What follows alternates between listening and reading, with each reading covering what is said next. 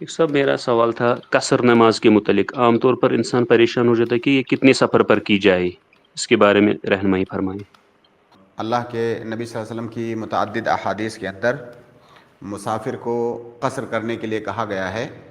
ظاہر ہے مسافر وہ ہے جو سفر میں ہے، اور سفر یہ ایک ایسا کلمہ ہے، ایک ایسی اصطلاح ہے اس کو ہماری شریعت نے ڈیفائن نہیں کیا ہے، اس کی تحدید نہیں کی ہے. اور یہ بات میں اسی اسٹریم میں بار بار اس مسئلے سے متعلق بتا چکا ہوں کہ ایک قاعدہ ہے جسے شیخ الاسلام ابن تیمیہ نے بہت تفصیل سے ذکر کیا ہے کہ جب شریعت کے اندر کوئی اصطلاح آئے، کوئی کلمہ آئے، تو اس کا معنی سمجھنے کے لیے پہلے ہم کتاب و سنت کو دیکھیں گے کہ کیا کتاب و سنت میں اس کی کوئی تحدید کی گئی ہے، اس کا کوئی معنی بتایا گیا ہے. جیسے لفظ نماز ہے، جیسے صلاۃ ہے، تو اب صلاۃ بار بار آیا ہے. صلاۃ کیا ہے؟ اس صلاۃ کی تشریح اللہ کے نبی صلی اللہ علیہ وسلم نے کر دی ہے کہ صلاۃ ایسے ایسے کرنے کو صلاۃ کہا جاتا ہے. تو اسی طرح سے کوئی بھی کلمہ آئے گا تو سب سے پہلے ہم کتاب و سنت سے پوچھیں گے کہ اس کا معنی کیا ہے، اس کی حد کیا ہے، اس ڈیفینیشن کیا ہے. اگر ہمیں کتاب و سنت کے اندر مل گیا تب تو بہت اچھی بات ہے، جیسے صلاۃ کی میں نے مثال دیا. اگر ہمیں کتاب و سنت میں اس کا کوئی ڈیفینیشن نہیں ملا تو ایسی صورت میں ہم اہل لغت کو دیکھیں گے، کیونکہ ہماری شریعت عربی زبان میں نازل ہوئی، قرآن عربی میں ہے، احادیث عربی میں ہیں. تو ہم اہل عرب سے پوچھیں گے کہ بھائی سفر کا کیا مطلب ہے آپ کے ہاں، کیا اس کی کوئی تحدید ہے کہ اتنی دور جاؤ تو اس کو سفر کہا جائے گا؟ تو اہل لغت کے ہاں بھی ہمیں اس کا کوئی ڈیفینیشن نہیں ملتا ہے کہ اتنا میل یا اتنا کلومیٹر کو سفر کہا جاتا ہے. اگر ہمیں اہل لغت کے یہاں بھی نہیں ملے گا، ایسی صورت میں ہم عرف دیکھیں گے.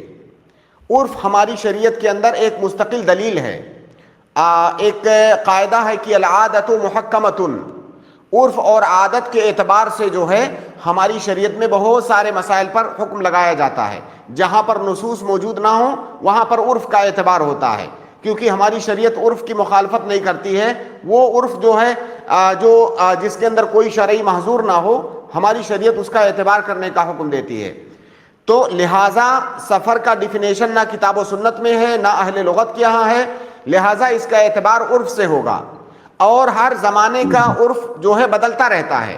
کسی زمانے میں کوئی عرف رہتا ہے، کسی زمانے میں وہ عرف بدل سکتا ہے. تو یہی حال سفر کا بھی ہے. اسی لیے آپ دیکھیں گے کہ اللہ کے نبی صلی اللہ علیہ وسلم کی احادیث کے اندر مختلف حدیثوں کے اندر مختلف مسافتوں کا ذکر ہے. آپ اتنی دور گئے تو آپ نے قصر کیا.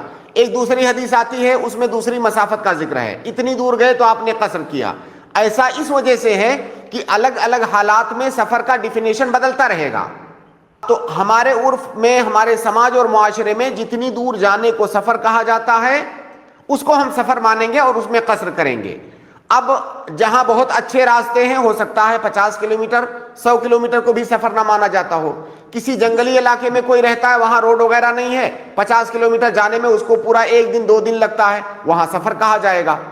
تو اس کا اعتبار عرف سے ہوگا، نہ کہ تحدید سے ہوگا. کلومیٹر یا میل کی مسافت کی اس سے تحدید نہیں کی جائے گی.